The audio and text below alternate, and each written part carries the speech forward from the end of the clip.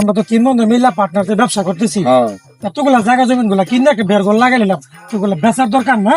Party তো আইছিল একটা, মানে পার্টির তো আমি দাম দর কয়ে দিছি, মানে ওই বাড়িটা আলাদিনে জানে, আলাদিনে আইলে কোন যাবো, আলাদে কি একদিন কেন তুই কইলি এক পার্টি আইছে কোন জায়গা 2 কোটি টাকা নাকি 1.5 কোটি টাকা কইছে, তুই দেখি আরে আকবর আলী সাহেবের 2 কোটি টাকা হয়ে গেছে জায়গাটা বেচা ছিল না, খেতটা বলে 2 কোটি টাকা দিব।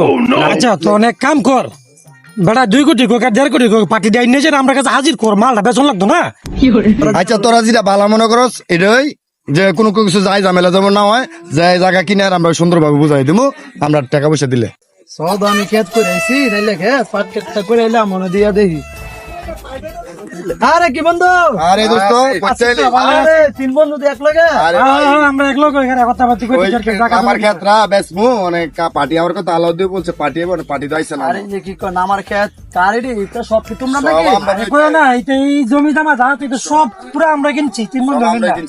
তোমরা তিন বন্ধু মিল্লা করছো, দেখো তোমরা টে আছে দেখা তোমরা তিন বন্ধু মিল্লা, দেখো তোমরা সবার সম্পত্তির মালিক আল্লাহ বানাইছে দেখা তোমরা এত বড় শখ কিনে লাইছো, আর আমি আজকা মানুষের খেতে কামলা দিই।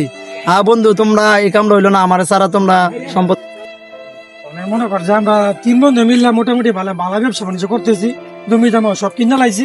মানে তোর কাছে আমরা একটা বিষয় তোর কাছে চাওয়ার, তুই আল্লাহ লাগে আমরা লাগে দোয়া করিস। আমার দোয়া যদি কাম লাগতো তোরা ভিক্ষা করে খালি এলে আমার এবারে তোরা সম্পত্তি করছো আল্লাহ তোরা হইলে তাহলে ভিক্ষা কর।